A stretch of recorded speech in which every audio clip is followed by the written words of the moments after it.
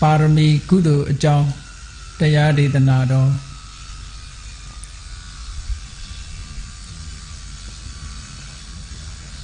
လောကမှာ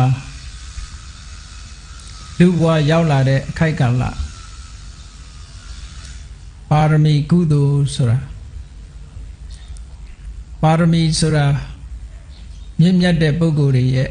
အလုပ်ကိုပါရမီလို့ခေါ်တယ်ပရမတ္တဧတာပါရမီမြင့်မြတ်တဲ့ပုဂ္ဂိုလ်တွေရဲ့လုပ်ငန်းတစ်ခုဟာပါရမီပဲမြင့်မြတ်တဲ့ပုဂ္ဂိုလ်လို့ဆိုတာလည်းပဲဒီပါရမီဆိုတဲ့ကုသိုလ်အလုပ်တွေလုပ်လို့မြင့်မြတ်သွားတာတကယ်တော့ပုဂ္ဂိုလ်ကမြင့်မြတ်တာမဟုတ်ဘဲနဲ့သူ့ရဲ့လုပ်ရက်ကိုအကြောင်းပြုပြီးတော့မြင့်မြတ်တယ်လို့ဒီလိုပြောတာအဲ့ဒါကြောင့်မို့လို့မြင့်မြတ်တဲ့ပုဂ္ဂိုလ်ဖြစ်ဖို့ရအတွက်မြင့်မြတ်တဲ့စိတ်ဓာတ်မြင့်မြတ်တဲ့လုပ်ရက်တွေကိုလုပ်ကြမှာဖြစ်ပါတယ်ဘယ်သူပဲဖြစ်ဖြစ်မြင့်မြတ်တဲ့စိတ်နေသဘောထား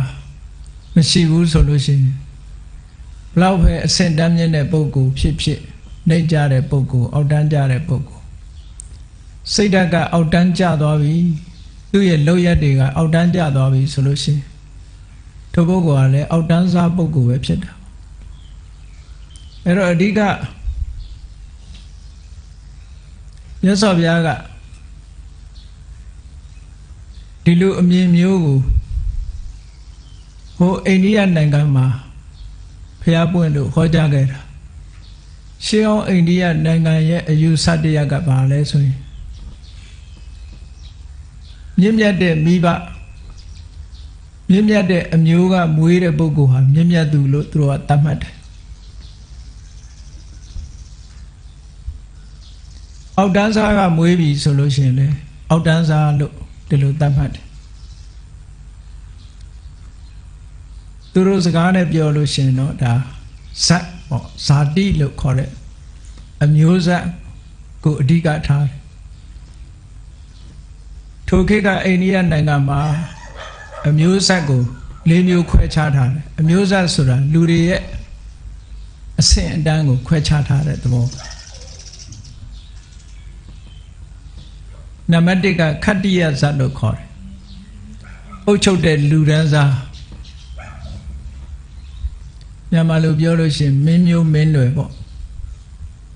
ခတ္တိယဇတ်နောက်တစ်ခုကဗြဟ္မဏဇတ်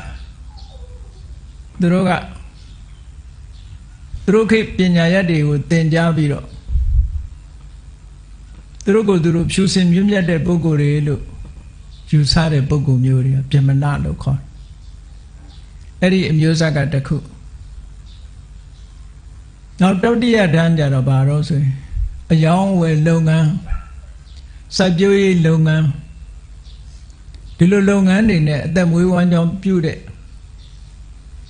ပစ္စည်းဥစ္စာဓနကျင်းငွေရှိကြတဲ့ပုဂ္ဂိုလ်တွေကိုတော့ဝိတ္တလို့ခေါ်တယ်အဲ့ဒီပုဂ္ဂိုလ်ကအများစုပဲနောက်အဆင့်အနိမ့်ဆုံးကြတော့သုဒ္ဓလို့ခေါ်တယ်အဲ့ဒီပုဂ္ဂိုလ်တွေကဘာလို့ဆိုရင်ခုနပြောတဲ့ခတ္တိယအမျိုးနွယ်တွေတို့ဗြဟ္မဏအမျိုးနွယ်တွေတို့ဝိတ္တလို့ခေါ်တဲ့ဂုဏ်သီလလို့အမျိုးနွယ်တွေပေါ်မှာသူတို့ကမိခိုအားထားပြီးတော့ခိုင်းရနေစေရသွားဆိုတဲ့ဆင်းရဲတဲ့အလုသမားလူထမ်းစားတရက်ပေါ့အဲ့ဒါကိုသုဒ္ဓလို့ခေါ်တယ်အိန္ဒိယရဲ့ hierarchy လို့ခေါ်တဲ့လူနေဖို့အဆင့်တန်းတစ်ခုခွဲခြားတဲ့အခါမှာအဲ့ဒီပုံစံနဲ့ခွဲတယ်သူတို့ကအဲ့ဒီလိုခွဲတဲ့နေရာမှာခတ္တိယနဲ့ဗြဟ္မဏဒီဇတ်နှစ်ခုကဘယ်သူကမြတ်တယ်လဲလို့ဆိုရင်ဗြဟ္မဏတွေကလည်းသူတို့ကမြတ်တယ်လို့သူတို့ကိုနံပါတ်1ထားတယ်ခတ္တိယတွေကလည်းသူတို့ကိုသူတို့နံပါတ်1ထားတယ်အဲ့ဒီနှစ်ခုကတော့တခါတရံခတ္တိယတွေကရှေ့တန်းရောက်သွားတာရှိတယ်တခါဗြဟ္မဏတွေကရှေ့တန်းရောက်တာရှိတယ်ဒါကြောင့်မို့လို့ခေတ်ကာလအလိုက်ဖရာအလောင်းတော်တွေဟာဘယ်အမျိုးကနေဖရာဖြစ်ရမလဲလို့ဆိုတာဇက်ခွဲခြားမှုအမတန်ကြီးမားတဲ့အိန္ဒိယနိုင်ငံမှာ အမျိုးဆိုရင်အမတန်မှအရေးကြီးတယ်လူလေးစားခံရဖို့အတွက်အမျိုးအသိအရေးကြီးတာပေါ့ကြည့်ရတယ်ဘုရားအလောင်းကဒီကောရောမြတ်စွာဘုရားအလောင်းဆိုလို့ရှိရင်တေတကေတုနတ်သားဘဝကနေပြီးဘုရားဖြစ်ဖို့လူပြေကိုလူဖြစ်တော့မယ်ဆိုတဲ့အခါဘယ်မျိုးမှဖြစ်ရမလဲလို့လှမ်းပြီးတော့ကြည့်သေးတယ်ကြည်ချင်းကြီး၅ပါးဆိုအလုံးကြားဘူးလေအဲ့ဒါလို့ကြည့်လိုက်တဲ့အခါမှာကောရမမြတ်စွာဘုရားပွင့်တဲ့ခေတ်မှာဘသူကရှေ့တန်းရောက်နေတော့ဆိုခတ္တိယမျိုးတွေကရှေ့တန်းရောက်တယ်ဗြဟ္မဏတွေကဒုတိယအဆင့်ပဲဖြစ်တယ်ဒါကြောင့်မို့လို့ခတ္တိယမျိုးကိုရွေးချယ်လိုက်တယ်ပေါ့ဒါလေးပဲလောကမှာလိုအပ်တဲ့ဟာတစ်ခုလို့ပြောရမှာပေါ့လူတွေရဲ့ဒီ position ကအမတန်လိုလို့ခတ္တိယမျိုးကိုရွေးချယ်လိုက်တယ်ကတ္တဗမြတ်စွာဘုရားကြတော့အဲ့ဒီခေတ်ကာလတုန်းကသူကဗြဟ္မဏမျိုးတွေကရှေ့တန်းရောက်တယ်ခတ္တိယတွေကနံပါတ်1အဆင့်မှာသာရှိတယ်ဘယင်တွေကစပြီးဗြဟ္မဏတွေကိုအလေးပြုပြီးတော့သူတို့ကတကယ်တိုင်းပြည်မှာဆရာကြီးတွေပေါ့နော်သူတို့ကိုအလေးအမြတ်ပြုပြီးတော့သူတို့ကပညာတတ်လူတန်းစားတွေကိုပညာတတ်လူတန်းစားတွေဆိုတော့အရာရာသူတို့ဆရာတင်ကြရတယ်အဲ့ဒါကြောင့်မို့လို့ဗြဟ္မဏလူတွေကဗြဟ္မဏမျိုးတွေကရှေ့တန်းရောက်တဲ့အခါကျတော့ကတ္တဗမြတ်စွာဘုရားကဗြဟ္မဏမျိုးကိုရွေးချယ်ပြီးတော့ဗြဟ္မဏမျိုးမှာလူဖြစ်ရတယ်အဲ့ဒါကြောင့်မို့လို့ခတ္တိယနဲ့ဗြဟ္မဏဒီနှစ်ခုကတော့ခေတ်ကာလအလိုက်ခတ္တိယကရှေ့တန်းရောက်သွားတဲ့အခါရောက်တယ်ဗြဟ္မဏတွေကရှေ့တန်းရောက်တဲ့အခါရောက်သွားတယ်ပေါ့ဒါအိန္ဒိယလူနေမှုစနစ်အရဒီလိုအခြေအနေကွဲပြားခြားနားမှုလေးတွေရှိတယ်ပေါ့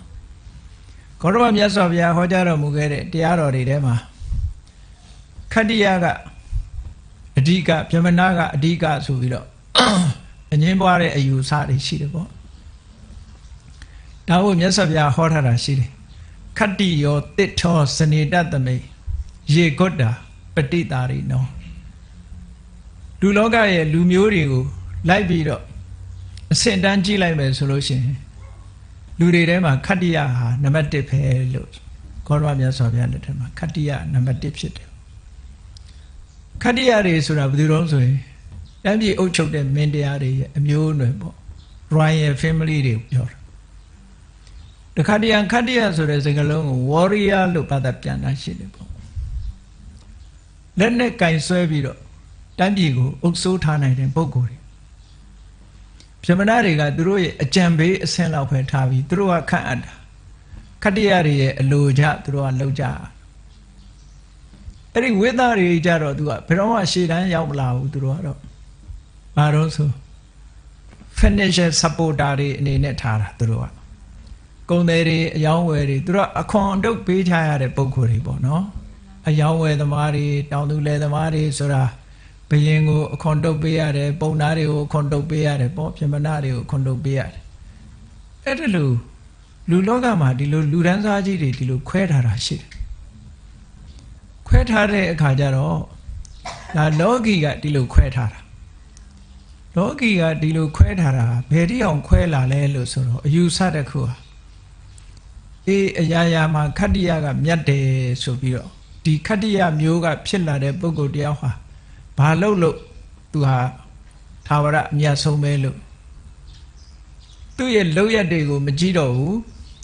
အမျိုးဆက်ကမြတ်နေသည့်အတွက်ကြောင့်တသက်တာလုံးခတ္တိယကအထက်တန်းရောက်နေတယ်ဗြဟ္မဏတွေကလည်းပဲအမျိုးဆက်ကမြတ်နေသည့်အတွက်ကြောင့်တသက်လုံးသူတို့ကအမြတ်ဆုံးလို့ဒီလိုသတ်မှတ်တယ်သူတို့ကဘလောက်ထီအောင်ပြောတော့ဆိုလို့ရှိရင်လောကလူတွေဟာဗြဟ္မာကြီးကဖန်ဆင်းတာတဲ့ဖန်ဆင်းတဲ့အခါကျတော့ဒီဗြဟ္မာကြီးရဲ့ပါးစပ်ကထွက်လာတဲ့အမျိုးတွေကဗြဟ္မာကြီးရဲ့ခံတွင်းထဲကထွက်လာတာပါးစပ်ပေါက်ကထွက်လာတာဗြဟ္မဏတွေဟာဗြဟ္မာကြီးကသူ့ပါးစပ်ကထုတ်လုပ်လိုက်တာပါးစပ်ဆိုတာလူတွေကဟိုခေါင်းမှာရှိတာဆိုတော့တံမိုးထားတဲ့အမြင့်မြတ်ပေါ့နော်ပါးစပ်ကမွေးဖွားတာလို့ဟောခတ္တိယတွေကြတော့သူတို့တွေအောက်ကျသွားတယ်ရှင်ဘတ်တို့ဘာလို့မွေးဖွားတယ်ခြေပမိုးကမွေးဖွားတယ်လို့ဒီလိုသူတို့ကသုံးအဲ့တော့ကြောင့်မလို့ဗြဟ္မာကြီးကဖန်ဆင်းတဲ့အချိန်မှာဗြဟ္မဏတွေဟာအမြတ်ဆုံးဖြစ်တယ်အမြတ်ဆုံးဖြစ်သည့်အတွက်ကြောင့် အားလုံးဟာ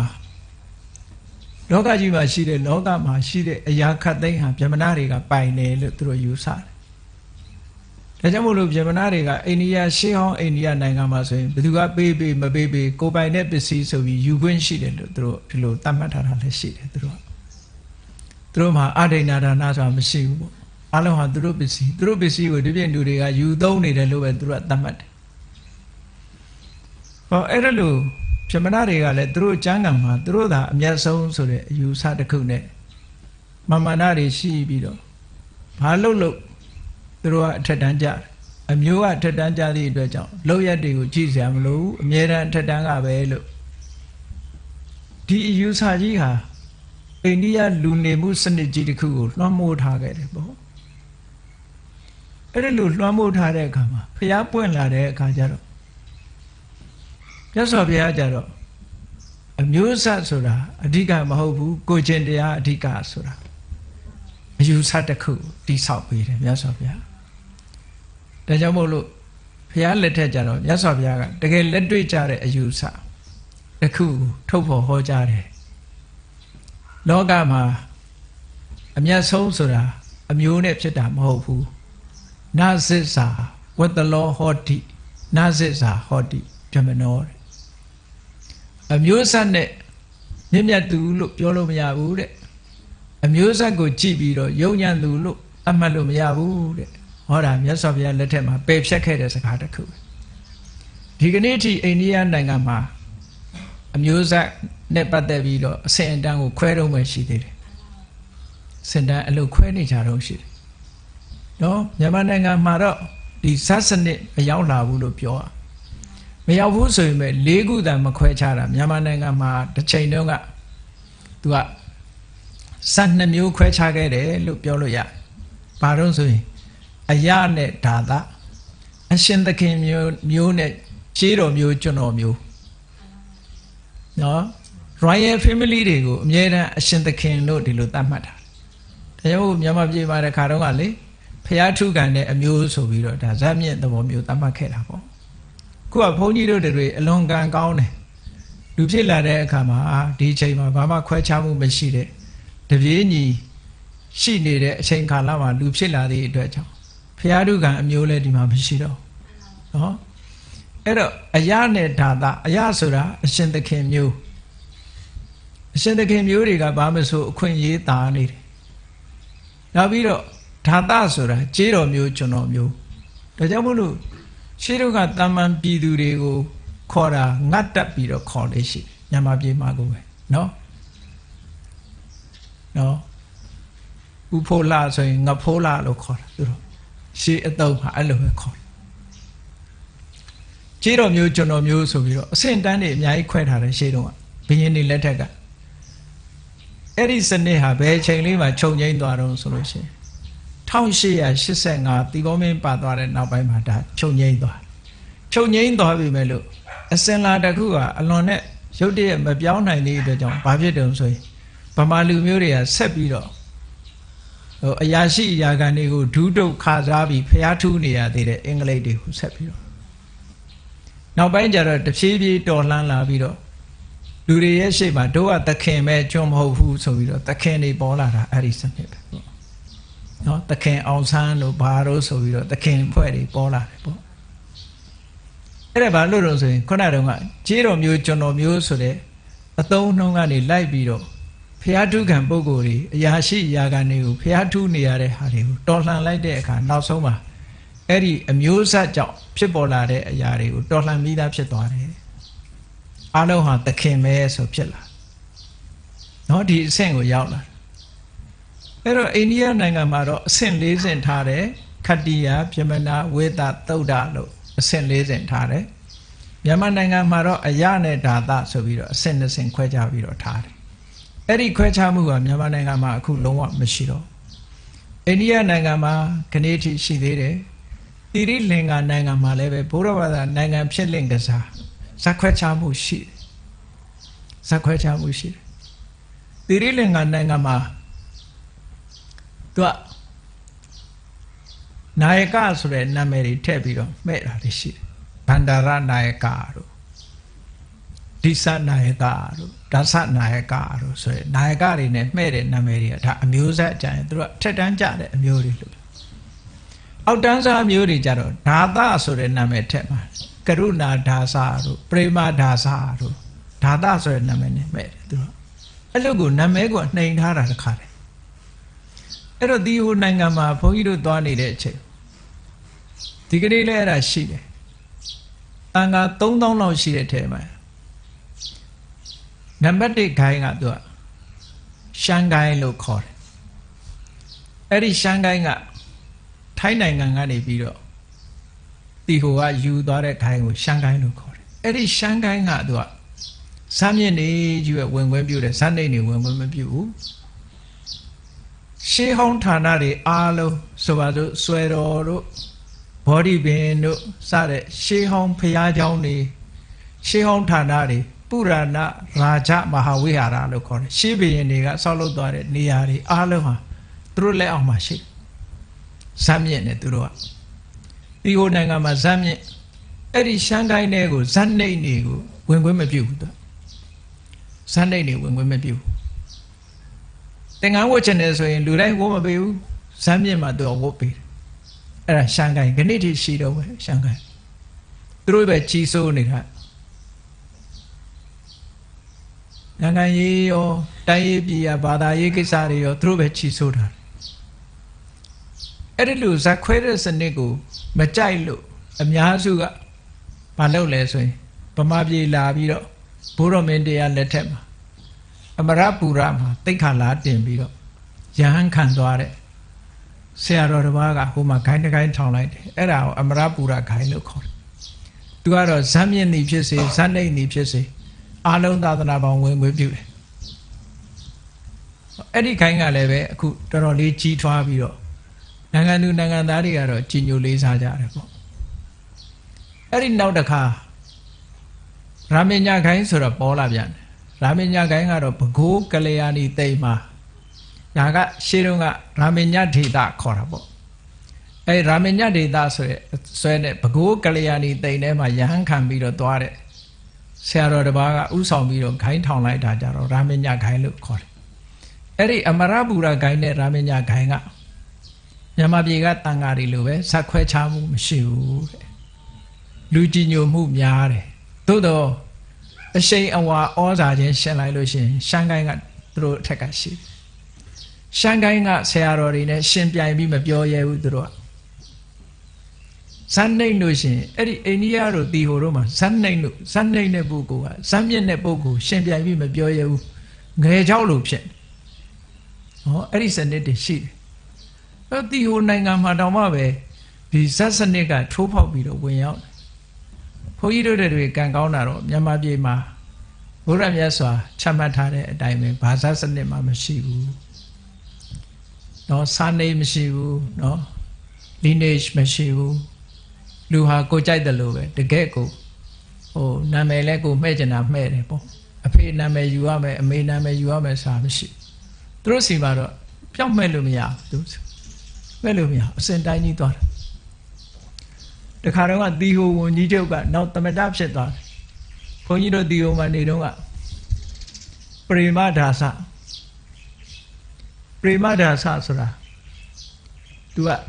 အဲ့ဒီသမတကသူကဇန်နှိမ့်ကတက်လာတာဒါမှသူ့နာမည်ကြည့်ပရိမဒါစဆိုတာပရိမဆိုတာပေမချစ်ခင်မြတ်လို့တော့ဒါသကျွန်ဆိုတဲ့အဓိပ္ပာယ်သူ့နာမည်ကပေမဒါသချစ်အပ်သောချစ်ခင်အပ်သောချစ်ခုံမွယ်ကောင်းသောကျွန်လို့ဒီလိုအဓိပ္ပာယ်ရအဲ့ဒါသူ့နာမည်သူပြောင်းလို့မရဘူးသို့တော့အဲ့သမတာကြီးကသူမိန်ကုန်းပြောတယ်မိန်ကုန်းပြောတဲ့အခါကျတော့သူမိန်ကုန်းကိုသတင်းစာတွေထဲမှာဖတ်လိုက်ရသူဟာတဲ့အခုဒီတိုင်းပြည်ကြီးကိုခေါင်းဆောင်နေတာဖြစ်တယ်သူ့နာမည်ကိုသူအဓိပ္ပာယ်ဖွင့်တာကပရိမဒါသပရိမဆိုတာတိုင်းသူပြည်သားတွေကသူ့ကိုချစ်တယ်ပေါ့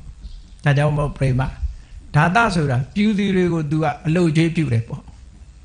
အဲ့ဒီလိုအဓိပ္ပာယ်ဖွင့်ဆိုပြီးတော့တကယ်တော့သူခုတိုင်းပြည်ကိုခေါင်းဆောင်နေတာဖြစ်တော့ကြောင့်သူ့ကိုပရိမနာယကလို့ခေါ်သင့်ပါတယ်လို့ဆိုပြီးတော့သူပြောသွားတာဘုန်းကြီးတို့မှတ်သားမိလိုက်တယ်ပေါ့သူတို့နိုင်ငံမှာအဲ့လိုနာမည်ကစပြီးတော့နှိမ်ထားတာမျိုးတွေရှိတယ်ပေါ့ သူတို့စကားလုံးတွေကပါဠိစကားလုံးနဲ့အလွန်တူတာပေါ့ဒီစတာပေါ့အဲ့တော့အဲ့ဒီသမတာကြီးကလည်းနောက်လောက်ကြံခံရလို့ဆုံးသွားရှာတယ်သမတာတစ်ခုတူပဲဘုန်းကြီးတို့ဒီဟိုမှာကြောင်းတက်နေတဲ့အချိန်တုန်းက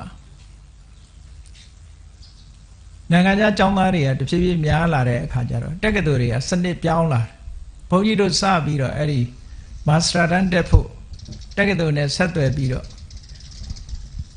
register လုပ်တဲ့အခါမှာသူတို့ local student တွေလို့ local rate နဲ့တက်ခွင့်ရတယ်ပေါ့အဲ့လို local rate နဲ့တက်ခွင့်ရတဲ့ထဲမှာဒီကဓမ္မစရိယအောင်တဲ့လက်မှတ်နဲ့တက်ခွင့်ရတာဘုန်းကြီးကပထမဆုံးပဲအဲ့တော့ဂျောတိယဒီရစိကရလို့ခေါ်တဲ့ post graduate က director ကြီးတဦးစီကိုဘုန်းကြီးတို့ကိုယ်တိုင်သွားပြီးတော့ဟိုလိုက်ပို့တဲ့တကာကြီးနဲ့သွားပြီးတော့ပြောတဲ့အခါမှာသူကကြီးပြူခွင့်ပြုလိုက်တာဘုန်းကြီးတို့ကဒီက BA ဘာညာအောင်ထားတာမရှိဘူးဓမ္မစရိယရိုးရိုးပဲအောင်ထားတာဘုန်းကြီးပညာရေးနဲ့အောင်ထားတာအဲ့ဒီလက်မှတ်ကိုပြတဲ့အခါသူကလက်ခံလိုက်တယ်ပေါ့လက်ခံပြီးတော့မာစတာတန်းကိုတက်ခွင့်ပေးလိုက်တယ်အဲ့လိုမာစတာတန်းတက်ခွင့်ပေးလိုက်တဲ့အခါမှာအဲ့ဒီအချိန်တုန်းကနိုင်ငံသားကျောင်းသားတွေအမတန်နည်းသေးတာမရှိသလောက်ပဲဒါကြောင့်မို့သူတို့ဒေသခံကျောင်းသားတွေရဲ့အတိုင်းဘုန်းကြီးတစ်ပါးအနေနဲ့သူတို့ကရှော့ပေါ့နိုင်ငံသားရဲ့အခွင့်အရေးမျိုးပေးလိုက်တယ်ပေါ့အဲ့ဒီအတိုင်းပဲ register တို့ဒီအခကြေးငွေတို့ဘာတို့ပေးရတာအမတန်မှနည်းပါတယ်မှတ်မိသလောက်ဆိုရင် register ကြေး85ရူပီလောက်ပဲရှိပါတယ်အဲ့လိုတက်တာနောက်ပိုင်းကျတဲ့အခါဘုန်းကြီးတို့ master ပြီးသွားတဲ့အခါကျတော့သူတို့ကတိုးမြင့်လာတယ် master မပြီးခင်ကိုတစ်နှစ်တိုးမြင့်လာပြီးတော့နိုင်ငံခြားကျောင်းသားတွေကိုဒေါ်လာ3000ပေးရမယ်လို့တောင်းလာတယ်အဲ့လိုတောင်းလာတဲ့အခါဘုန်းကြီးတို့ကဒီဗမာပြည်ကိုလည်းအဲ့ဒီတုန်းကလှမ်းတစ်ခါမှမမှားဘူးဆက်သွယ်ရေးလည်းတိတ်ပြီးတော့မရှိဘူးပေါ့ကိုယ်စီလည်းအဲ့ဒါလောက်ပါတာမရှိဘူးပေါ့နိုင်ငံခြားနဲ့လည်းဆက်သွယ်အဲ့ဒီတုန်းကအမတန်မှနေကြသေးတာအဲ့တော့အဲ့ဒါလောက်ဆိုရင်တော့မပေးနိုင်ဘူးမပေးနိုင်လို့ရှင်အဲ့ဒီ director အဲ့ဒီတုန်းက director တယောက်ပြောင်းသွားပြီကရုဏာဒါစာတဲ့အဲ့ဒီဆရာကြီးကဘုန်းကြီးနဲ့ရင်းနှီးတယ်ပေါ့သူကရှင်ဘုရားကျောင်းဆက်တဲ့ဥမာလားဟာဒေါ်လာ3000ဆိုမတက်နိုင်ဘူးလို့ဘုန်းကြီးတို့နေရတာမှ donation နဲ့နေရတာလို့ဒေါ်လာ3000ဆိုမပေးနိုင်ဘူးလို့မပေးနိုင်လို့ရှိရင်တဲ့ scholarship လျှောက်ပါတဲ့သူကပြောတယ်ပထမသူပြောတယ်ဘယ်ကို scholarship လျှောက်ခိုင်းတော့ဆို Buddhist fellowship ဆိုတာဗုဒ္ဓလောကမှာဝါဒလမ်းမှာရှိတယ် Buddhist fellowship ကိုလျှောက်ပါတဲ့အဲ့သူပြောလိုက်တာအဲ့ဒါစဉ်းစားနေတာမလျှောက်ဖြစ်သေးဘူးနောက်တစ်ခါသူနဲ့တွေ့တော့လျှောက်ပြီးပြီလားမလျှောက်ရသေးဘူးအဲ့ဒါဆိုလို့ရှိရင်အဲ့ဒီမလျှောက်နဲ့တဲ့ YMBA အသင်းကိုလျှောက်YMBA အသင်းကတော့ရှိတယ်လို့ဘုန်းကြီးကသွားပြီးအဲ့ဒီမှာအပြီးတော့မှသင်ပေးနေတာလို့သူတို့အဲ့တော့လည်းမလျှောက်ဖြစ်ဘူးမလျှောက်ဖြစ်ဘဲနဲ့သူနဲ့သွားတွေ့တော့ရှင်ဘုရားလျှောက်ပြီးပြီလားတဲ့မလျှောက်ရသေးဘူးလို့မလျှောက်ရသေးလို့ရှိရင်တဲ့မလျှောက်နဲ့တော့တဲ့သူကခုနပြောတဲ့ပရိမတ္တဆဆိုတဲ့သမတာကြီးစီကိုတိုက်ရိုက်မေတ္တာရခံစာရေးလိုက်တယ် scholarship လျှောက်ဒါနဲ့ဘုန်းကြီးတို့အဲ့ဒါရေးပြီးတော့မြန်မာတန်အမကြီးတွေပြပြီးတော့သမတာကြီးရဲ့အိမ်ကိုတိုက်ရိုက်ပို့တဲ့စာတိုက်ပုံရှိတယ်အဲ့တော့မေတ္တာရခံစာဘုန်းကြီးရေးပြီးတော့ကျန်တဲ့ကိုတော်တွေလည်းကိုရရင်ရပါစေဆိုသူတို့ကလက်မှတ်ထိုးခိုင်းလိုက်တာအပါ9ပါးရှိတယ်ဘုန်းကြီးလျှောက်ခိုင်းတာတော့ဘုန်းကြီးကိုလျှောက်ခိုင်းတာအဲ့သူတို့လည်းရခြင်းရအောင်ဆိုပြီးတော့9ပါးထည့်ပေးလိုက်တယ်ဘုန်းကလက်မှတ်ထိုးခိုင်းအဲ့ဒီစာလေးကိုသမတာကြီးအိမ်ပေါက်ချိတ်ထားတဲ့စာရိုက်ပုံးတွေကိုသွားထည့်တော့သမတာကြီးလက်ထဲရောက်သွားတလောက်လောက်နေတဲ့အခါကျစာရအကြောင်းအတွင်းကောင်ကအကြောင်းပြန်တယ်ဘုန်းကြီးတို့စီစာရောက်လာနောက်တလောက်လောက်လည်းနေရောသမတာကြီးက free တက်ခွင့်ပေးလိုက်တာဘုန်းကြီးတို့အဲ့ဒီနာဒီ PhD တန်းကို free တက်ခွင့်ပေးလိုက်တယ်ပေါ့အဲ့နောက်ကိုတော်တွေကြတော့တက္ကသိုလ်သွားကြိုင်းတဲ့အခါကျတော့တက္ကသိုလ်ကလက်မခံခြင်းမှုသူတို့များတော့9ပါးဖြစ်တယ်အဲ့ဘုန်းကြီးကလိုက်ပြောရတယ်စာပြန်တာကဘုန်းကြီးစီပြန်တာကိုသူတို့ကလက်မှတ်ထိုးထားလို့ဒါသူတို့ပါနေတာအဲ့တော့လိုက်ပြောပေးရတယ် နောက်ဘုန်းကြီးတို့လည်းအကြောင်းမညင်ညွတ်လို့အဲ့ဒီမှာ PhD ဆက်မလုပ်ဖြစ်ဘူးပေါ့ဗမာပြည်ပြန်လာခဲ့တယ်အဲ့တော့အဲ့ဒီသမတာကြီးကဘုန်းကြီးတို့ပေါ်မှာကျေးဇူးရှိတယ်ပေါ့သူကအကုန်လုံး wave လုပ်လိုက်တယ်ဆိုတာ free ပေးလိုက်တာပေါ့နော်ဘာမှပေးစရာမလိုဘူးတက်ဆိုပြီးတော့အဲ့လိုခွင့်ပြုပေးလိုက်တာကျော်အဲ့ဒီသမတာကြီးဆိုလို့ရှိရင်သူကစနှိမ့်မယ်ပေါ့အဲ့လိုပဲသီရိလင်္ကာနိုင်ငံမှာစနဲ့ပတ်သက်ပြီးတော့ခွဲခြားမှုစနစ်တွေရှိခဲ့တယ်အခုလဲဗုဒ္ဓဘာသာနိုင်ငံဖြစ်ရတဲ့နဲ့ခွဲခြားမှုရှိနေသေးတယ်ပေါ့အဲ့ဒါကိုမြတ်စွာဘုရားကစနစ်နဲ့ခွဲခြားတာမမှန်ဘူးသူ့ရဲ့လောက်ရနဲ့ကိုကျင်တရားနဲ့ခွဲခြားရမယ်ဆိုပြီးတော့နသစ္စာဝတ္တလောဟောတိနသစ္စာဟောတိပြမနောလောကမှာမြင့်မြတ်တဲ့ပုဂ္ဂိုလ်ဖြစ်ဖို့ရာအတွက်လေ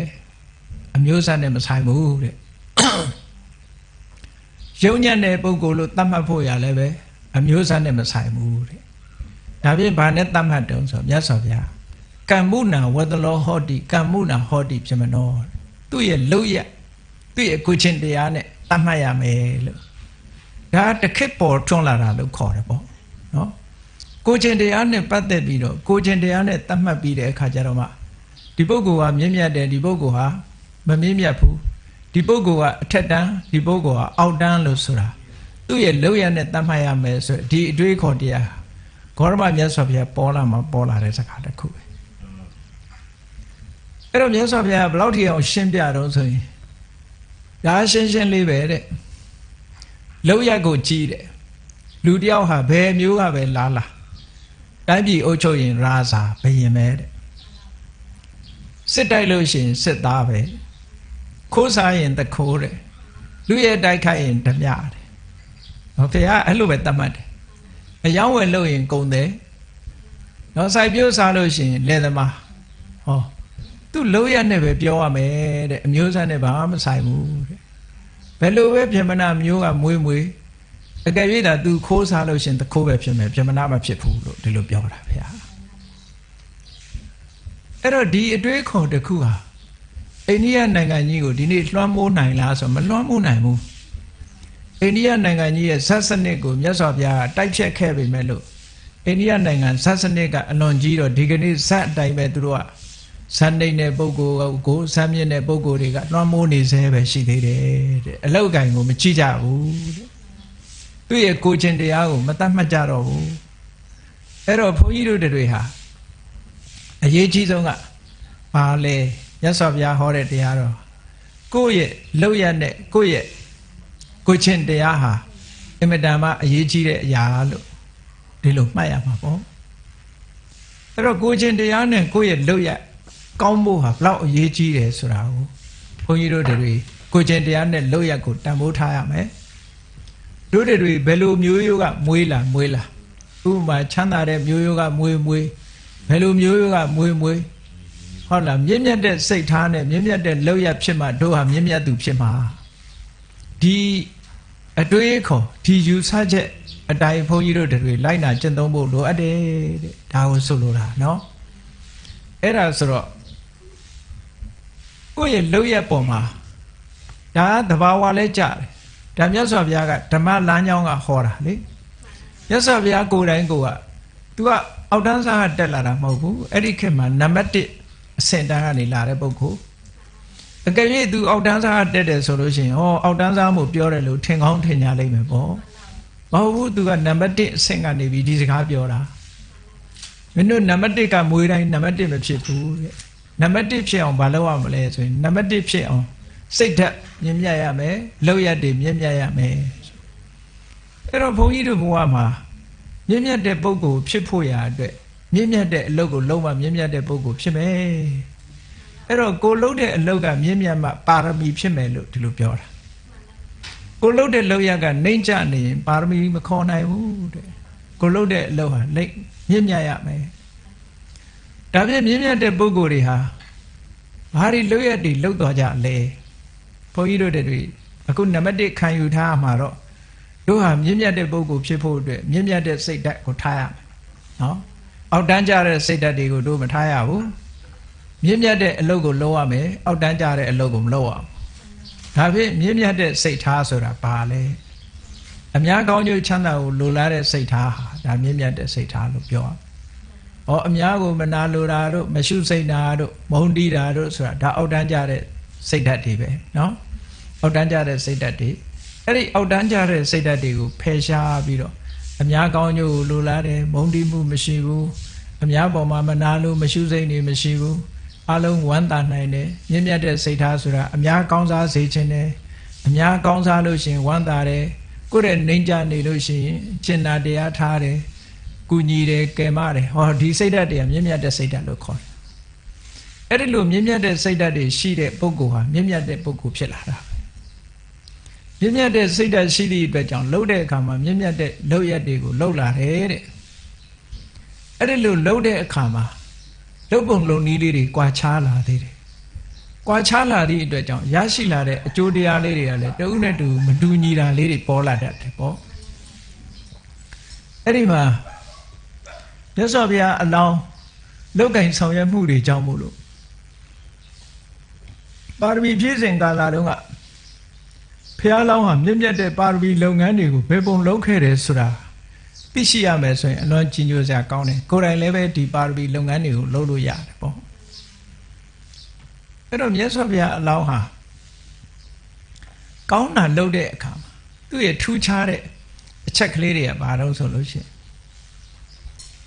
ကုသိုလ်ကောင်းမှုလုပ်တဲ့အခါမှာတဲ့ဆွဲဆွဲမြဲမြဲလုပ်တတ်တယ်အခိုင်အမာဆွဲမြဲအေးလှုပ်ချင်တဲ့အခါလှုပ်တယ်မလှုပ်ချင်တဲ့အခါမလှုပ်ဘူးဒီလိုမရှိဘူးတဲ့ဒါနကောင်းမှုလုပ်တဲ့အခါလဲဆွဲဆွဲမြဲမြဲလုပ်တယ်သီလစောင့်တည်တဲ့အခါမှာလဲဆွဲဆွဲမြဲမြဲလုပ်တယ်ဥပုသ်ဆောင်သုံးတဲ့အခါမှာလဲဆွဲဆွဲမြဲမြဲလုပ်တယ်ဘယ်ကောင်းမှုလုပ်လို့အဋိဌာန်ကြီးကြီးမားမားနဲ့အမြဲတမ်းလုပ်တယ်တလေးတစားလုပ်တယ်တဲ့ဘုရားလောင်းတွေကလုပ်တဲ့အခါအဲ့တော့လောကမှာကောင်းတဲ့အလုပ်လို့သတ်မှတ်ထားတဲ့နေရာမှာဘာတွေရှိတော့ဆိုရင်ကိုရှိတဲ့ပစ္စည်းဥစ္စာကိုအများနဲ့ခွဲဝေပေးချမ်းတာဒါနကိုချင်းတရားကောင်းအောင်စီကံသတ်မှတ်ပြီးတော့လိုက်နာဆောင်ရွက်တာကသီလနော်ထိုသီလမှာယံပါယံခါဒီတိုးမြင့်ပြီးတော့စောင့်တည်လိုက်တယ်တိုးမြင့်ပြီးတော့စောင့်တည်လိုက်တယ်ဆိုတာညစာမစားဘူးအပျော်ပါမလှုပ်ဘူးကိုလှပတင့်တယ်အောင်မပြင်ဘူးခင်းကြီးခန်းကြီးရှိတဲ့အိယာမျိုးတွေမှာမအိပ်ဘူးလို့ဆိုရက်ရှစ်ပါးသီလပေါ့နော်ဥပောဒထလို့ခေါ်တယ်ကိုချင်းတရားကိုတိုးမြင့်ပြီးတော့နေတာဥပုသ်ဆောင်တယ်လို့ခေါ်တယ်အဲ့ဒီဥပုသ်ဆောင်တဲ့ကိစ္စကိုလည်းသူကဆွဲဆွဲမြဲမြဲလုပ်တယ်နောက်တစ်ခုကဘာတော့ဆိုရင်ကို့မှာကျေးဇူးရှိဆုံးပုဂ္ဂိုလ်လူဘဝရလာတဲ့အခါမှာကျေးဇူးရှိဆုံးပုဂ္ဂိုလ်ကဘယ်သူလဲဆိုရင်အမေနဲ့အဖေပဲအဲ့ဒီအမေအဖေပေါ်မှာလည်းပဲရေစံပြုစုဆောင်ရှောက်တယ်တဲ့အမေရဲ့ကျေးဇူးတရားကိုသိပြီးတော့ပြုစုဆောင်ရှောက်တယ်အဲ့ဒါကိုစာပေကမေတ္တယတာပတ္တယတာလို့ဒီလိုခေါ်တယ်အမေကိုပြုစုလုပ်ကြွေးတယ်အဖေကိုပြုစုလုပ်ကြွေးတယ်ဒါရင်လားလဲဆိုမဟုတ်ဘူးကိုဆွေတဲ့မျိုးထဲမှာဦးကြီးတို့ကြီးတော်တို့ဒေါ်တော်တို့ဆိုတဲ့ကိုတဲ့ဆွေတဲ့မျိုးထဲမှာအကြီးတွေရှိတယ်အဖိုးအဖွားတွေကစားအဲ့ဒီလိုပုံကုမျိုးတွေကိုလည်းပဲရိုသေလေးစားပြီးတော့ကိုကဂိယုတဆိုင်ပြုစုပြီးတယ်တဲ့ဒါတွေကိုကုလိစစ်ထာပစာယီလို့ခေါ်တယ်တလေးတစားလုပ်တယ်နောက်တစ်ခုကကိုချင်းသီလကောင်းတဲ့သမဏဗျမဏလို့ခေါ်တဲ့ဘာသာရေးနဲ့ပတ်သက်တဲ့ပုံကိုယ်တွေယခုခေတ်ဆိုရင်တော့ယဟန်တန်ဃာတွေပေါ့နော်အဲ့ဒါတွေကိုလည်းလူဒန်းထောက်ပံ့မှုကိုပြုတယ်ဆိုတာဒါအဲ့ဒီခေတ်ကလုံနေကြကုသိုလ်တွေကဒါတွေပဲအများကောင်းစားအောင်လုပ်တယ်အဲ့ဒီကုသိုလ်ကောင်းမှုလုပ်တဲ့အခါမှာတဲ့စင်ဆက်မပြတ်လုပ်တယ်ဆွဲဆွဲမြဲမြဲလုပ်တယ်အခိုင်အမာလုပ်တယ်အဲ့ဒီစင်ဆက်မပြတ်လုပ်ပြီးတော့ဆွဲဆွဲမြဲမြဲအခိုင်အမာလုပ်တာအဲ့ဒီပါရမီကုသိုလ်တွေကိုအခိုင်အမာလုပ်ခဲ့သည့်အတွက်ကြောင့်အဲ့ဒီပုဂ္ဂိုလ်ဟာရလာတဲ့အခါဒီကုသိုလ်တွေကြောင့်လူဘဝရောက်လာလို့ရှင်ဘယ်လိုအကျိုးထူးတွေခံစားရလဲလို့ဆိုရင်အဲ့ဒီပုဂ္ဂိုလ်ကိုတဲ့တစ်ဖက်ရန်သူတွေကနေပြီးတော့လှုပ်ရှားအောင်ရွေ့ရှားအောင်ဆိုတော့ကိုရှိတဲ့စည်းစိမ်ဥစ္စာတွေပျက်စီးသွားအောင်ဘယ်သူမှမလုပ်နိုင်ဘူးတဲ့သူကအခိုင်အမာလုပ်ခဲ့သည့်အတွက်ကြောင့်သူ့ရဲ့စည်းစိမ်ဥစ္စာတွေကိုရွေ့ရှားသွားအောင်သို့မဟုတ်သူ့ယာဓုကျသွားအောင်ကစပြီးတော့ဒီလိုဟာမျိုးတွေကိုဘေးရရန်သူတွေက လုတ်ပြစ်လို့မရဘူးတဲ့ခိုင်မာတယ်လို့ပြောတာနော်ဟောဘုရားလောင်းတွေကအဲ့လိုကျင့်စဉ်ကိုကျင့်ခဲ့သည့်အတွက်ကြောင့်ရထားတဲ့ position တစ်ခုဟာခိုင်မာနေဒီကုသိုလ်ကြောင့်ရလို့ရှိရင်ဘာဖြစ်လို့တော့ဆိုရင်ကုသိုလ်လုပ်တုန်းကသူကအခိုင်မာလုပ်ခဲ့တယ်အဲ့ဒီပါရမီပုံရိပ်တွေကဘယ်မှာသွားပေါ်တတ်တုံလို့ဆိုလို့ရှိရင်ခြေထောက်မှာသွားပေါ်တယ်လူတွေတချို့ခြေထောက်တွေကတဦးနဲ့တဦးမတူတတ်ဘူးခြေပေါ်ဝါးကနင်းလိုက်လို့ရှိရင်အလဲကောင်ကခွက်ပြီးတော့အဖျားနဲ့ဖနှောက်နဲ့ပဲထင်းတယ်အလဲကောင်ကခွက်တယ်အဲ့ဒီပုံကိုယ်တွေကကုသိုလ်ကောင်းမှုလုပ်တဲ့အခါမှာအခိုင်မာမလုပ်ခဲ့လို့ဒီပုံရိပ်ပေါ်တာတဲ့အေးကုသိုလ်ကောင်းမှုကိုခိုင်မာလုပ်မလို့ကိုယ့်အကိုစစ်ကြည့်ခြင်းခြေရာလေးနင်းကြည့်ပေါ့အဲ့တော့ခြေရာဟာတပြေးညီတဲ့ထိနေပြီဆိုလို့ရှိရင်ဒါတို့ကုသိုလ်ကောင်းမှုဆွဲဆွဲမြဲမြဲလုပ်ခဲ့တဲ့ပုံကိုယ်ဆိုတာထင်ရှားတယ်ဒါကြောင့်မို့မြတ်စွာဘုရားရဲ့ခြေရာကတပြေးညီရှိတယ်သူကအလဲခွက်ပြီးတော့ဟိုဘက်ဒီဘက်တင်ထင်တာမဟုတ်ဘူးအလုံးကိုထင်ပြီးတော့ခြေရာတပြေးညီထင်တယ်တဲ့ဩကုသိုလ်ကောင်းမှုကိုခိုင်ခိုင်မာမာလုပ်သည့်အတွက်ကြောင့်သူ့ရဲ့ယက်တည်မှုကလည်းခိုင်မာတယ်ဆိုတဲ့အဓိပ္ပာယ်ကိုတရုပ်ဖော်ပြတာပေါ့ဒါကြောင့်မို့ဘုန်းကြီးတို့တွေကုသိုလ်ကောင်းမှုလုပ်တဲ့အခါမှာဘာလုပ်လို့ခိုင်ခိုင်မာမာဆွဲဆွဲမြဲမြဲစောင့်တည်ပြီးတော့ဓာန်လှသမာဒါနလို့ခေါ်တယ်ခိုင်ခိုင်မာမာဆွဲမြဲပြီးတော့လှုပ်တဲ့တဲ့အဲ့ဒါလိုလုပ်လို့ရှိရင်ခုနကရရှိလာတဲ့အကျိုးတရားကပါရမီပုံရိပ်အမှတ်တစိတ်အနေနဲ့ကတော့ခြေပေါ်ဟာပြည့်ပြည့်ဖြူဖြူဖြစ်လာပြီးတော့ဘယ်သူကမှကိုယ့်ကိုတွန်းလှန်ဖယ်ရှားခြင်းကမတတ်နိုင်ဘူးတဲ့ကိုယ့်ကိုကြံ့ကြံ့ခံနိုင်တယ်လို့ဒီလိုပြောတာနော်ဟောနောက်တစ်ခုကဘုန်းကြီးတို့တွေစဉ်းစားရမှာဒီလောကလူတွေဟာကိုယ်ကောင်းစားရေးလုပ်တာတော့ဒါထုံးစံနော်ကိုယ်ကောင်းစားရေးလုပ်ကြတယ်ကိုယ်ကောင်းစားရေးလုပ်တယ်အများကောင်းစားရေးလုပ်ပြီးဆိုတာထူးခြားချက်ပေါ့အဲ့တော့ကိုယ်ကောင်းစားရေးလုပ်တာကပါရမီမဟုတ်ဘူးအများကောင်းစားရေးလုပ်တာကြတော့ပါရမီဖြစ်လာတယ်အဲ့ဒီအများကောင်းစားရေးလုပ်ပြီးအများတွေချမ်းသာဖို့အတွက်လှုပ်လာပြီဆိုလို့ရှိရင်ဒါပါရမီကုသိုလ်တစ်ခုပဲသူကကိုယ်ဘဝရလာလို့ရှိရင်အေးအများအတွက်အမြဲတမ်းထည့်ပြီးတော့စဉ်းစားတယ်ကိုယ်ရက်ွက်မှာဆိုလည်းရက်ွက်ထဲမှာရှိတဲ့အများနော်မြို့နယ်မှာရှိရင်လည်းမြို့နယ်အများပေါ့ဒီလိုအများအတွက်အများစုအတွက်အများကောင်းစားဖို့အတွက်အများချမ်းသာဖို့အတွက်လုပ်ပေးတဲ့ကုသိုလ်ကောင်းမှုမျိုးဟာဒါပါရမီကုသိုလ်တစ်ခုဖြစ်လာပြီးတော့အလှူဒန်းလုပ်တဲ့အခါမှာတဲ့တပရိဝါဒဒါနလို့ခေါ်တယ်ကိုလှူတဲ့ပစ္စည်းတစ်ခုမှာအချမ်းရံလေးနဲ့လှူတယ်လို့ပြောတယ်ဒါကြောင့်မို့လို့ပရိဝါဒဒါနဖြစ်အောင်လို့တချို့ဟိုပစ္စည်းလေးမျိုးစုံလုပ်ပြီးတော့လှူတယ်ပေါ့အဓိကလှူတာကဥပမာဆိုတော့ပစ္စည်းတစ်ခုကိုအဓိကထားလှူတယ်အဲ့ဒီပစ္စည်းရဲ့အချမ်းရံဖြစ်တခြားပစ္စည်းတွေကထည့်ပြီးတော့လှူတယ်သူကအဲ့ဒါကိုတပရိဝါဒဒါနလို့ခေါ်တယ်ပေါ့ဥပမာပဲဆိုတော့ဟိုသင်္ကန်းလှူတယ်ဆိုလို့ရှိရင်ဖဏတ်လှူတယ်ထီလှူတယ်ဒီပြင်ပစ္စည်းလေးတွေပါထည့်လှူတယ်ဒါတပရိဝါဒဒါနအဓိကလှူတာကသင်္ကန်းကျန်တာတွေကအချမ်းရံနေနဲ့ထည့်ပေးတယ်လို့ဒီလိုပြောတယ်အဲ့ဒါမျိုးကိုတပရိဝါဒဒါနလို့ခေါ်တယ်အများကောင်းစားအောင်ကြိုးစားအထောက်ပေးခြင်းအလှူဒန်းလှူတယ်ထီကြီးတစ်ခုတည်းမလှူပဲနဲ့အချမ်းရံနဲ့လှူတယ်ဆိုလို့ရှိရင်တဲ့အဲ့ဒီပုဂ္ဂိုလ်ကဖြစ်လျာဘဝမှာအချမ်းရံများတယ်ဆိုတဲ့အကျိုးတရားရတယ်တဲ့တချို့ကျတော့ဟိုကုသိုလ်ကောင်းမှုလုပ်ပြီးတော့အချမ်းရံနေတဲ့ပုဂ္ဂိုလ်တွေရှိသေးတယ်လေကုသိုလ်ကောင်းမှုလုပ်ပြီးတော့လူဘဝရလာတဲ့အခါမှာဘလောက်ပဲချမ်းသာကိုထီအချမ်းရံသိမ့်မရှိကြဘူးနောက်ဓမ္မပဒအထက်ကရာမှာအချမ်းရံများတဲ့အကြောင်းတစ်ခုကတော့တစ်ခုပြထားတာရှိတယ်ကိုယ်တိုင်သာလှူပြီးတော့သူများကိုတိုက်တွန်းနှိုးဆော်ပေးမှုမရှိဘူးတဲ့အဲ့ဒါအချမ်းရံများအဲ့ဒီကိစ္စကတော့သိမလွယ်တော့ဘူး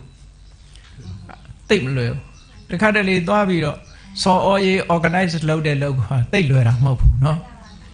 မလွယ်ဘူးအခက်အခဲတွေနဲ့ခြုံတတ်တယ်ပေါ့အဲ့တော့အခုအချမ်းရံကိုလှူတဲ့အခါတိုင်းအချမ်းရံလေးပစ္စည်းကိုအချမ်းရံလေးထည့်ပြီးတော့လှူလို့ရှိရင်အချမ်းရံများတယ်ဆိုရယ်အကျိုးရနိုင်တယ်ဆိုတာတော့မြတ်စွာဘုရားရဲ့ဒီပါရမီပုံရိပ်အမှတ်တစိတ်ထဲတဲ့အကြောင်းကိုရေးထားတဲ့စာပေထဲမှာတက်ရိုက်ပါတယ်ပေါ့။အချမ်းရံများခြင်းလို့ရှိရင်အချမ်းရံနဲ့ပစ္စည်းလှူတဲ့အခါမှာတစ်မျိုးတည်းမလှူဘဲနဲ့အချမ်းရံလေးနဲ့ထည့်ပြီးတော့လှူတာတဲ့။တပရိဝါဒဒါနလို့ခေါ်တယ်တဲ့။နောက်တစ်ခုကတော့လူတွေဟာ ဆုတောင်းကြတယ်လေအသက်ရှည်ကြပါစေကျန်းမာပါစေနော်သွားပြီးတော့မင်္ဂလာပွဲတွေမှာဆိုသွားကြောလို့ရှင်အိုအောင်မင်းအောင်ပေါင်းပါစေတို့ဘာလို့တောင်းဆုပေးကြတယ်အသက်ရှည်ဖို့တော့ဆုပေးနေကြအဲ့တော့မြတ်စွာဘုရားကဟောထားတဲ့သုတ္တန်တစ်ခုပါအေးဒါတွေကဆုတောင်းနေရမယ့်ကိစ္စတွေမဟုတ်ဘူးတဲ့ဆုတောင်းလို့ရမယ်ဆိုလို့ရှိရင်ဘယ်သူနဲ့ဘယ်သူမှကြွားချကြတော့မှာမဟုတ်ဘူးလူတိုင်းဟာအကောင်းပဲတောင်းကြမှာကြီးပဲတဲ့ဆုတောင်းလို့ကတော့မရနိုင်ဘူးတဲ့မြတ်စွာဘုရားဆုတောင်းပြီးတော့မနေသင့်ဘူးဘာလို့ရမလဲအသက်ရှိခြင်းအသက်ရှိချောင်းကောင်းမှုကိုလုပ်တဲ့နေဟောဒီကအဲ့ဒီအတွေးခေါ်ရလဲအမှန်တမ်းအရေးကြီးတာနော်ထိုင်ပြီးတော့ဆုတောင်းနေလို့တော့ဘာမှမရဘူးလို့မြတ်စွာဘုရားဟောတယ်အဲ့တော့အသက်ရှိချောင်းကောင်းမှုဆိုတာဘာလဲလို့ဆိုလို့ရှိရင်သူများအသက်တတ်ခြင်းမှရှောင်ကျင်ရမယ်ဘာနာတိပါဒရှောင်ကျင်တယ်ရှောင်ကျင်ရုံနဲ့မကဘူးနိခိတဒံတော်နိဟိတဒံတော်နိဟိတတတ်တော်တတ္တဝါတွေကိုတတ်ဖို့လက်နဲ့ကစမထားဘူးပေါ့ဥပမာပဲဆိုတော့တချို့ဘာနာတိပါဒရှောင်တာလေးတွေတော့ရှိတယ်အကြီးကြီးတွေဒါမတတ်တာဘာတော့တတ်တုံဆိုချင်းလေးတွေကြိုးလေးတွေပွဲစိတ်လေးတွေ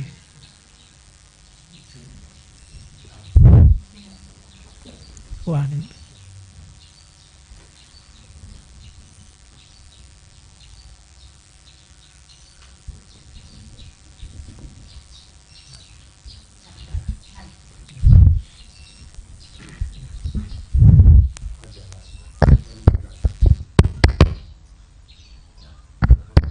ရလေရဘူး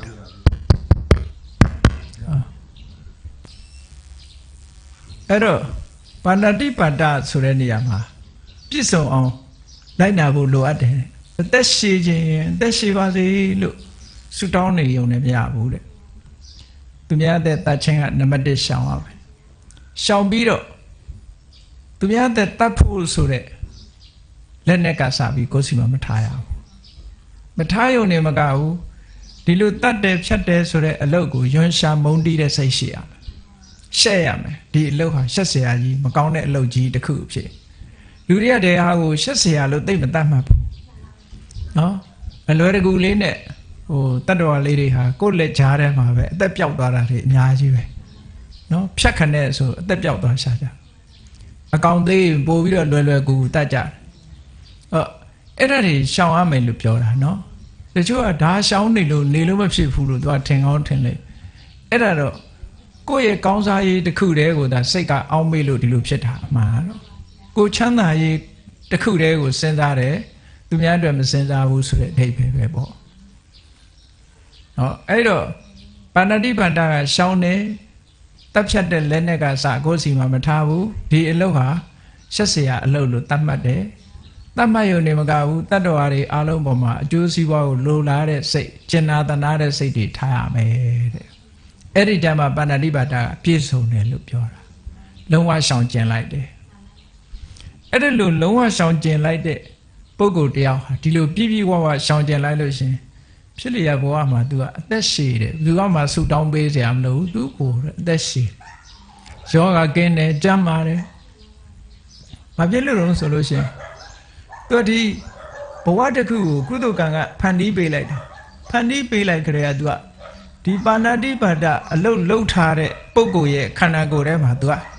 အသက်တူဖို့အတွက်တို့ယောဂများဖို့အတွက်တို့ဟာ positive အနေနဲ့ပါလာပြီးအကုသိုလ်လှုပ်ထားလို့ရှင်အဲ့ဒါ positive အနေနဲ့ထည့်ထားပြီးသားဖြစ်ဘလို့မှရှောင်လို့တိန်လို့မရနိုင်ဘူးဒါကံတရားကဖန်တီးပေးလိုက်တဲ့ထဲမှာဒီဟာပါနေမျိုးစိတ်ထဲမှာဒါဝင်နေသည့်အတွက်ကြောင့်ပြင်ဘက်ကအကြောင်းတစ်ခုလာတယ်သူကဒုက္ခရောက်တော့မှသိချတယ်အေးလေးလာလိုက်နှာစီးလိုက်ချောင်းဆိုးလိုက်လာမဲသူကအဲ့ဒါနော်တခုလာတိုင်းသူယောဂလေးတွေရဖို့အတွက်ကလာနေမှာပဲဘာဖြစ်လို့တော့ဆိုခုခေတ်သူပြောရင်တော့ resistant power ညံ့လို့တို့ဘာကြောင့်ညံ့တာတော့ဆိုရင်ခုနကပါဏာတိပါဒကံလောက်ခဲ့လို့ညံ့နော်ဟောပါဏာတိပါဒကံမလောက်ခဲ့တဲ့ပုဂ္ဂိုလ်ကြတော့ဘလောက်အေးဘာမှမဖြစ်ဘူးသူ့မှာ resistant power ကောင်းနေတာဟောဒီလိုဆိုလိုတာပေါ့နော်အဲ့တော့ပင်ကိုယ်ဓာတ်ခံကညံ့နေပြီဆိုလို့ရှိရင်ဒီယောဂါတွေရလာမှာပဲယောဂရရုံနဲ့မကဘူးအသက်တူမှုဆိုတာဖြစ်လာနိုင်တယ်ပေါ့ဒါကြောင့်မလို့ဘုရားလောင်းတော်တွေက ပါဠိပါဒအမှုကရှောင်ပြီဆိုလို့ရှိရင်ပြည့်ပြည့်ဝဝအဲ့ဒါလို့မေတ္တာဘာဝနာပွားသည်ထီအောင်ရှောင်နိုင်တဲ့အနေအထားမျိုးရောက်တယ်တဲ့အဲ့ဒါလို့ရှောင်မှုဒါမှမြင့်မြတ်တဲ့ပုဂ္ဂိုလ်ရဲ့လုပ်ငန်းပြေဝဖြစ်တယ်ပေါ့ဟောနောက်တစ်ခုကသူများကိုကြွေးတယ်ဆိုတာလူတွေကကိုစားရင်ကောင်းတာကြွေးစားလေရှိတယ်ပေါ့သူများကိုကြွေးတာကြတော့အများပဲဆိုပြီးတော့ကြွေးတတ်ကြတယ်ပေါ့တချို့ကြတော့လဲကောင်းလို့ရာတွေကြွေးတတ်တယ်ပေါ့အေးကောင်းလို့ရာတွေသူများကိုနှစ်သက်เสียကောင်းတဲ့အစာအာဟာရတွေကိုကျွေးမွေးတဲ့ပုဂ္ဂိုလ်တယောက်ဟာတဲ့ဖြစ်လျာဘဝမှာသူကအသားရည်ရလဲပြည့်ပြည့်ဖြိုးဖြိုးဖြစ်တယ်တဲ့အစာအစာတွေလည်းပေါ်တယ်လေဒါခုဘဝမှာဟိုဝဝဖြိုးဖြိုးရှိတဲ့ပုဂ္ဂိုလ်တွေကဟိုဘဝကကျွေးခဲ့တဲ့ပုဂ္ဂိုလ်တွေဖြစ်မှာနော်ကျွေးခဲ့တယ်အယိုးနဲပြီးတော့အသားများတယ်ပေါ့တော့ဝဝဖြိုးဖြိုးအဲ့ဒါလို့ကို့မှာအကျိုးပေးကအဲ့ဒါလို့ဘုန်းကြီးတို့တွေ့ဘူးတယ်မန်းလေးမှာဆရာတော်ကြီးတစ်ပါးဆိုလို့ရှိရင်ဘုန်းကြီးတို့ဆရာပါပဲအမြဲတမ်းကြွေးတယ်အဲ့ဆရာတော်ခေါ်ပြီးတော့ကောင်းတာတွေကြွေးတယ်သူလည်းစားတယ်ကောင်းတာတွေအမြဲတမ်းကြွေးတယ်ကြွေးတော့ဒီကနေ့ကြီးသူ့เจ้าမှာဘယ်တော့မှမရှာဘူးအမြဲတမ်းအကောင်းနေတာပေါ်ကြွေးမွေးအိတ်ခံနေလို့ဒီဘဝတည်းပဲဟိုပေါ်များတယ်ပေါ့နော်အေးမကြွေးမွေးတဲ့ဆရာတော်ကြီးတွေလည်းရှိတတ်သေးတယ်အဲ့ဒီမကြွေးမွေးတဲ့ဆရာတော်တွေကြတော့ကြောက်အိမ်ထဲတွေမှာပဲရှိတာကမှုတက်ကိုလည်းမစားဘူးသူများလည်းမကြွေးဘူးစားစရာလည်းတိတ်မရှိဘူးဟောအဲ့လိုမျိုးဖြစ်တတ်တယ်ဟောအကျိုးတရားဆိုတာအဲ့လိုသူဟာနဲ့သူเนาะနောက်တစ်ခုကဘာတော့ဆိုလို့ရှိရင်ဘုန်းကြီးတို့တွေတတိထားရမှာလူတွေဟာအပေါင်းနဲ့အသင်းနဲ့ပျော်ပျော်ရွှင်ရွှင်နဲ့ညီညီညွတ်ညွတ်နေကြရတယ်သို့တော်နေလို့ရလားဆိုမတည့်ကြဘူးခဏနေတော့ကြမတည့်ပြန်ဘူးကွဲပြန်ပြီเนาะသဘောထားချင်းမတိုက်ဆိုင်လို့ဆိုတာတွေပေါ်လာတတ်တယ်အဲ့ဒါလို့ဖြစ်တာဘာကြောင့်လဲဆိုခုနကကုသိုလ်ကောင်းမှုလုပ်တဲ့အချိန်တုန်းကလိုအပ်တာတွေမရှိခဲ့လို့ပဲအဲ့တော့ဘာလုပ်ရမလဲလို့ဆိုလို့ရှိရင်သင်္ကာဟဝတ္ထုတရား၄ပါးလို့ဆိုတာ organization ပေါ့ organization ကောင်းဖို့လိုတယ် condition for organization အဲ့ဒါဘာတော့ဆိုရင်ဒါနပေးကမ်းတယ်ကိုယ်အချင်းချင်းအတိုင်းဝိုင်းထဲမှာပေးတယ်လက်ဆောင်ပေးတယ်ဒါနပေယဝိဇ္ဇစကားပြောတဲ့အခါမှာကျင်နာတဲ့စကားမျိုးကိုပဲပြောတယ်ကျင်နာတဲ့စကားမျိုးဆိုတာတစ်ဖက်သားကိုအကျိုးရှိတဲ့စကားမျိုးတွေပြောတယ်လိုက်နာရမယ့်စကားမျိုးလေးတွေပြောတယ်တရားစကားပြောတယ်ဒါပေယဝိဇ္ဇလို့ခေါ်တယ်ပေါ့ဟိုလိုချွဲချွဲပြည့်ပြည့်ပြောတာမျိုးပြောတာမဟုတ်ဘူးเนาะဟောကျင်နာတဲ့စကားဆိုတာတစ်ဖက်သားပေါ်မှာသူကရင်ကြေးကြေးပြောတာမျိုးဆိုလို့ရင်ကြေးရမယ်တစ်ဖက်သားနားဝင်တဲ့စကားမျိုးဖြစ်ရမယ်တစ်ဖက်သားမှာအကျိုးရှိတဲ့စကားမျိုးတွေဖြစ်ရမယ်အကူအညီပေးပြီးတော့အကြံပေးတာမျိုးတွေတို့အဲ့ဒါမျိုးပေယဝိဇ္ဇလို့ခေါ်တယ်နောက်တစ်ခုကအဋ္ဌစရိယာသူ့မှာကိစ္စဝိဇ္ဇရှိရင်မနေတတ်ဘူးလှုပ်တယ်၊ကိုင်တယ်ဝိုင်းပြီးတော့ဆောင်ရွက်ပေးတယ်အဋ္ဌစရိယာတမဏတ္တာကိုကဘလောက်ပဲယာရုကြီးဓာတ်ဥထားပြီးတော့ဆက်ဆံတယ်ဟောအဲ့ဒါလို့ဆက်ဆံနေနိုင်ရမယ်အဲ့ဒါသင်္ဃဝတ္ထုတရား၄ပါးလို့ခေါ်တယ်အဲ့ဒီသင်္ဃဝတ္ထုတရား၄ပါးအတိုင်းလိုက်တာကျင့်သုံးတဲ့ပုဂ္ဂိုလ်ဟာတဲ့ဘယ်ဘဝရောက်သူ့အတိုင်းဝိုင်းဟာစီလုံးညီညွတ်တဲ့အတိုင်းဝိုင်းမျိုးနဲ့ပဲတွေ့မယ်တဲ့အဲ့ဒါလိုမှမဟုတ်ဘူးဆိုလို့ရှိရင်ဟာတော့ကြဟိုလူကထွက်သွားတယ်ဒီလူကထွက်သွားတယ်ဟိုမတည့်ကြဘူးဆိုတာမျိုးတွေဖြစ်တတ်တယ်တဲ့နောက်တစ်ခုကဘာတော့ဆိုလို့ရှိရင်တော့ကလူတွေထဲမှာနေတဲ့အခါမှာတစ်ဖက်သားကိုဓမ္မရေးရာစကားမျိုးတွေဆိုပါစို့ဟိုတရားပွဲတွေကျင်းပပြီးတော့တရားအလှူပေးတာဟောဓမ္မနဲ့ပတ်သက်ပြီးတော့အများနားလည်ဖို့အတွက်ဓမ္မစာအုပ်တွေလှူဒန်းတယ်ဓမ္မစာအုပ်တွေလှူဒန်းတယ်တရားဟောရတဲ့ပုဂ္ဂိုလ်တွေပြင်ပြီးတော့တရားပွဲတွေလုပ်တယ်တရားတိတ်ခွေတွေလှူတယ်ကအစပေါ့နော်တရားနဲ့ပတ်သက်ပြီးတော့အမှန်တရားတွေကိုသိကြပါစေဆိုတဲ့စိတ်ကောင်းနှလုံးကောင်းနဲ့လှူတဲ့ပုဂ္ဂိုလ်တဦးဟာဘယ်တော့ဖြစ်ဖြစ်အကောင်းတွေပဲတွေ့ရတယ်တဲ့ဖြစ်လေရဘဝမှာကောင်းကျိုးချမ်းသာရဖို့ရအကောင်းတွေနဲ့ပဲတွေ့ရတယ်ဒီလိုဟောတာဟောနောက်တစ်ခုကတော့လူလောကမှာလူတွေအလုံးသိကြတဲ့အတိုင်းဘာအရေးကြီးဆုံးလုံးဆိုရင်ပညာဟာအရေးကြီးဆုံးပဲပညာနရဏံရတနာ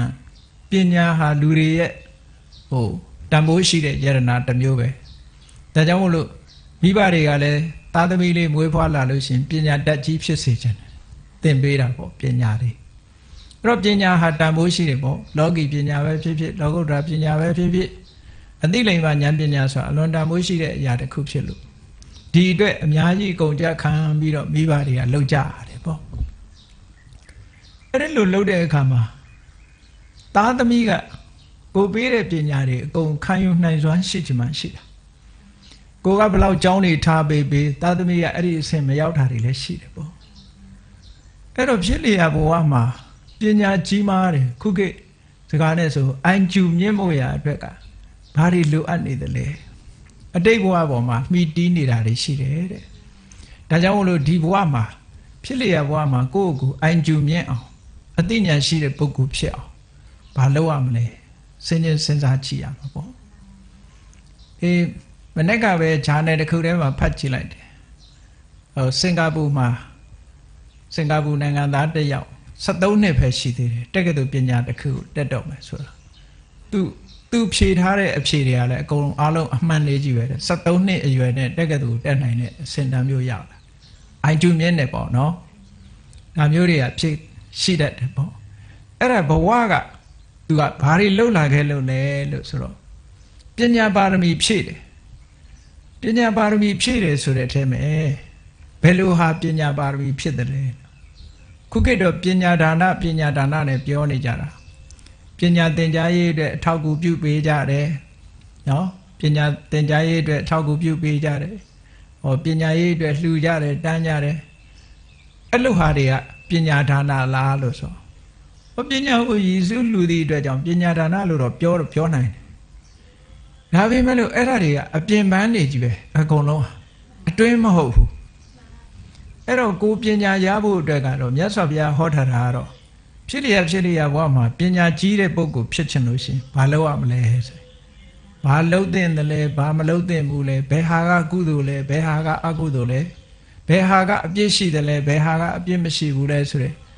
မေးမြန်းမှုစုံစမ်းမှုလေးလာမှုဟာတကယ်ပညာပဲတဲ့အဲ့ဒါဒီဘဝတည်းမှာမေးမြန်းစုံစမ်းခြင်းဖြင့်ပညာတွေရလာတာဖြစ်လို့သူကတကယ်အတွင်း